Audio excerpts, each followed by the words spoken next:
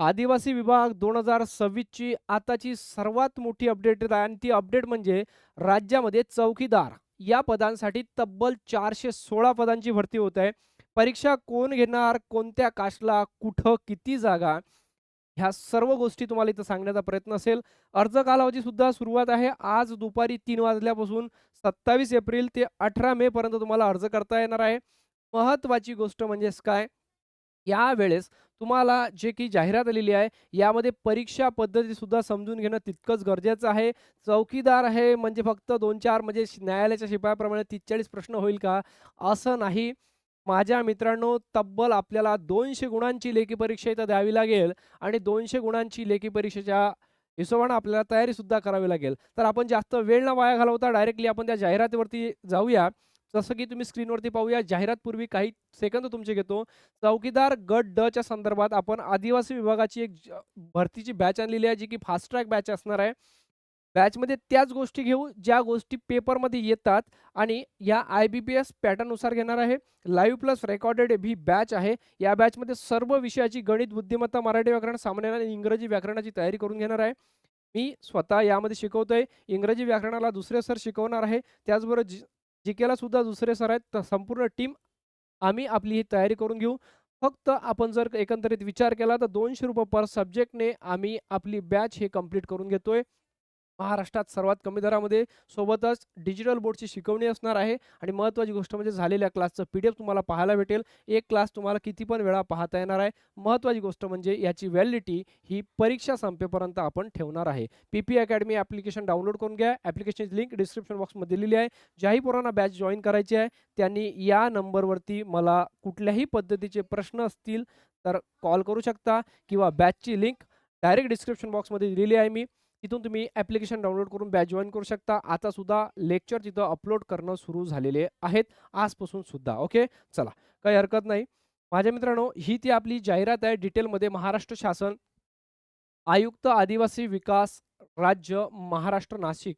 Okay, तर ही 27 एप्रिलची म्हणजे आजचीच update आहे. सरळ सेवा भरतीची चौकीदार या पदासाठीची गट ड ची जाहिरात आहे आणि आपल्याला जे फॉर्म भरायचे आहे ते या साईडवरती भरायचे आहेत. परीक्षेचे वेळापत्रक पाहून घ्या. 27 तारखेपासून अर्ज चालू झाले तर 18 तारखेपर्यंत आपल्याला अर्ज करायचे आहेत आणि हे स्लाइड्स हे सुद्धा दिलेलं आहे. आता महत्त्वाची गोष्ट म्हणजे याच्यासाठी पेमेंट किती असणार आहे? तर लक्षात ठेवा, यासाठी ₹15,000 बेसिक पेमेंट असणार आहे.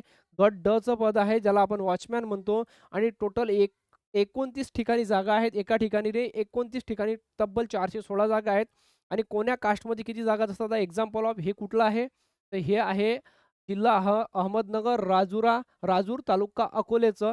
ओके, प्रकल्पाचं. तर यामध्ये पाहू शकता अनुसूचित जाती 4, जमातीसाठी 0.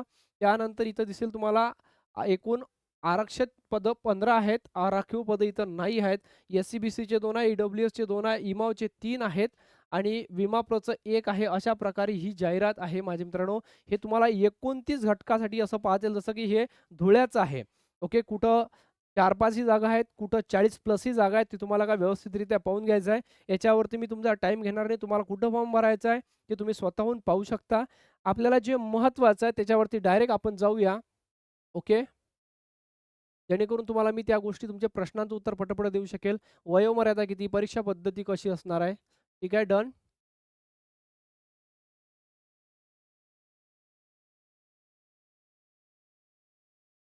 हां, पहा आता स्क्रीनवरती वयोमर्यादा काय आहे. उमेदवार हा भारताचा नागरिक असावा, महाराष्ट्राचा रहिवासी असावा म्हणजे त्याच्याकडे डोमेसिल असावं.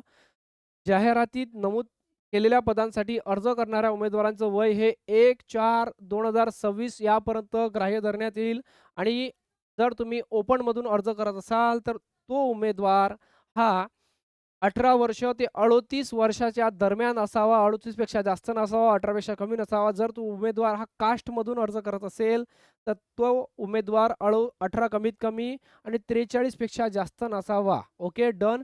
एवढं क्लिअर झालं.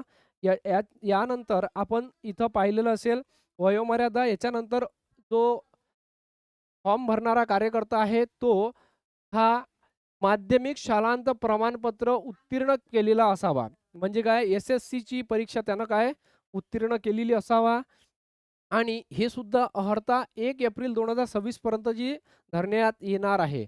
हे समजलं सर्वांना. माध्यमिक शालांत परीक्षा उत्तीर्ण झालं. यानंतर निवडीची पद्धत तुमची काय होईल? सर्व पदांसाठी फक्त मराठीतून संगणक प्रणालीद्वारे ऑनलाईन परीक्षा वस्तुनिष्ठ बहुपर्यायी स्वरूपात घेण्यात येईल. परीक्षा राज्यातील जिल्ह्याच्या मुख्यालयी घेण्यात येईल. संगणक आधारित परीक्षा असणार आहे. तुमची सीबीटी टेस्ट असणार आहे आणि सीबीटी टेस्टमध्ये तुम्ही 45% गुण प्राप्त करणं आवश्यक आहे. त्यानंतरच तुम्ही काय समोरच्या गोष्टीसाठी पात्र ठरणार आहेत. यानंतर एवढं झालं. संगणक आधारित परीक्षेद्वारे घेण्यात येणाऱ्या ऑनलाईन परीक्षा वस्तुनिष्ठ बहुपर्यायी स्वरूपात असेल व प्रत्येक प्रश्नात 2 गुण असतील. म्हणजे 100 प्रश्न 200 गुणांसाठी तुम्हाला इथं देण्यात येईल. प्रत्येक विषयाला 25-25 प्रश्न 50-50 गुणांसाठी, म्हणजे मराठीचे 25 प्रश्न 50 गुणांसाठी, सामान्य ज्ञान 25 प्लस 25-50 आणि इथं काय गणित बुद्धिमत्ता, त्याचबरोबर इंग्रजी व्याकरण 25चे 50. आम्ही दोन्ही सगळ्या विषयाची तयारी आपण करून घेतोय. आता पहा, इथं काय म्हणते महत्त्वाची गोष्ट, संगणक आधारित कॉम्प्युटर बेस्ड एक्झामिनेशन घेण्यात येणारी ऑनलाईन परीक्षा मराठी, इंग्रजी, सामान्य ज्ञान व बौद्धिक चाचणी विषयाकरिता प्रत्येकी 50 गुण ठेवून 200 गुणांची असेल. परीक्षा कालावधी 2 तासाचा राहील. 2 तासाचा तुमचा काय परीक्षेचा वेळ असेल. संगणक आधारित ऑनलाईन परीक्षेसाठी अभ्यासक्रम खालीलप्रमाणे आहे. आता अभ्यासक्रम सांगा आमच्या मुलांना कसा आहे तर. अभ्यासक्रम अशा प्रकारे आहे. चौकीदार हे पद आहे. याच्यासाठी 200 लेखी परीक्षेचे गुण आहेत. 50 मराठीचे आहे, 50 इंग्रजीचे आहे, सामान्य ज्ञानचे 50 आहे, बौद्धिक चाचणीचे 50 आहे. 2 तासामध्ये ह्या गोष्टी सॉल्व्ह करायच्या आहेत. राहिली गोष्ट परीक्षा शुल्काची. तुम्हाला ओपनमधून फॉर्म भरायचा असेल तर ₹1000 आहेत. कास्टमधून भरत असाल तर ₹900 तिथं चालान आकारल्या जाणार आहे.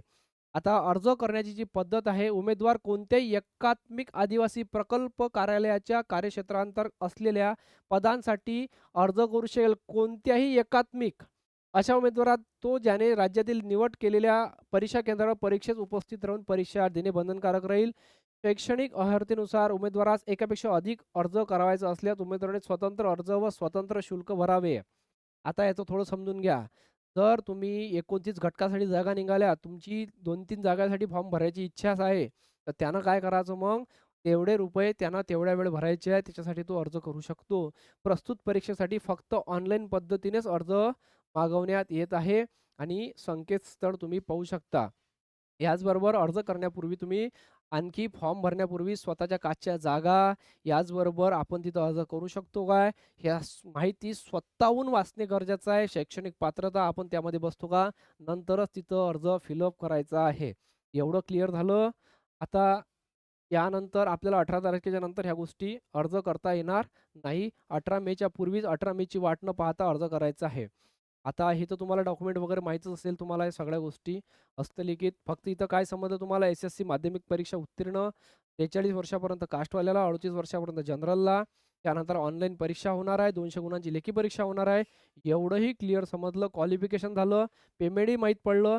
या सगळ्या गोष्टी इथं सांगण्याचा मी प्रयत्न केला. अभ्यासक्रम वगैरे अर्ज सुरू झालेले आहे आजपासून. ठीक आहे. सन्माननीय टीना मॅडम बनसोड यांची इथं साक्षांकित आहेत. ओके. अशा प्रकारे आता महत्त्वाची गोष्ट म्हणजे गुण पद्धती. खालील पद्धतीचा अवलंब करून ऑनलाईन परीक्षेचे गुण ठरवले जातील. वस्तुनिष्ठ चाचणीमध्ये प्रत्येक उमेदवाराने अचूक उत्तरं दिल्यास प्रश्नांची संख्या अंतिम गुणांसाठी विचारल्या जातील. एकापेक्षा जास्त सत्रामध्ये घेण्यात आलेली असल्यास वरील प्रमाणे उमेदवारांनी संपादित केलेले अंतिम गुण विविध सत्रामधील वापरल्या जाणाऱ्या गुण चाचणी काठिण्य पातळीचा विचार घेऊन म्हणजे नॉर्मलायझेशन करेल अशा क्लिअर याला म्हणायचं आहे. निवडीचं निकष यानंतर कागदपत्र वगैरे हे तर आपल्याला इथं माहीत आहे. आणखी काही महत्त्वाचं दिलंय का पाहून घेऊ द्या. चुकीची माहिती कोण भरायची नाही. तुम्ही तर व्यवस्थितच भरतात म्हणा. हां. यानंतर काय दिलेलं आहे टिप. डन.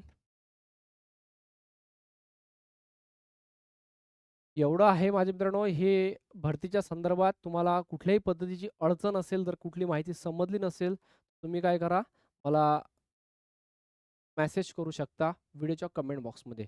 दिव्यांगांसाठी जे आरक्षण आहे, त्यानंतर खेळाडूंसाठी आहे, माजी सैनिकांसाठी आहे, त्या व्यवस्थितरित्या तुम्हाला पाहून घ्यायचं आहे.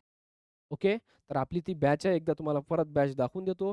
ही ती बॅच असेल. माझ्या मित्रांनो, आदिवासी विभाग भरतीची चौकीदार गट ड ची फास्ट ट्रॅक बॅच आहे. या बॅचमध्ये सर्व विषय व्हिडिओ लेक्चर्स तुम्हाला उपलब्ध होत आहेत, ऑडिओ लेक्चर्स नाही. मी स्वतः प्रफुल्ल पवार या बॅचमध्ये मराठी व्याकरण, गणित बुद्धिमत्ता शिकवतोय. त्याचबरोबर सामान्य ज्ञानचे लेक्चर दुसरे सर शिकवत आहे, इंग्रजी व्याकरण दुसरे सर शिकवणार आहेत. आणि यामध्ये माझं शिक्षण सांगायचं झालं समाजशास्त्र, राज्यशास्त्र, मराठी विषयात 3 विषयात एम-ए असून टेट, पेट आणि पी-एच-डी राज्यशास्त्रामध्ये आहे आणि बिलीफ सायन्स मी सुद्धा केलेला आहे. प्रयत्न करेल मी तुम्हाला जास्तीत जास्त चांगल्या पद्धतीनं शिकवण्याचा आणि या भरतीमध्ये तुमचं कोण्या पद्धतीने तुम्ही यश संपादन कराल, तो प्रयत्न माझा सुद्धा असणार आहे. विनंती करेल, ऑफर सुद्धा चालू आहे आणि ही ऑफर फक्त 3 दिवस आपण व्हॅलिड ठेवूया सुरुवातीच्या 10 मुलांसाठी. ओके. आपल्याला जास्त ॲडमिशन नाही. आपल्याला लिमिटमध्ये ॲडमिशन झाल्यानंतर जास्त ॲडमिशन घ्यायच्या नाही. मला त्या ॲडमिशनवर लक्ष ठेवता आलं पाहिजे, कोण काय म्हणून राहिलं लाईव्ह क्लासमध्ये. ओके. तर अशा प्रकारे ही बॅच आपण आयोजित केलेली आहे. तुम्ही नक्की जॉइन करा. डेमो लेक्चर दिलेलं आहे फ्रीमध्ये. ॲप्लिकेशन डाउनलोड करा, फ्रीवाले लेक्चर चेक करा, नंतरच बॅच घ्या. ओके. चला. जय हिंद, जय महाराष्ट्र.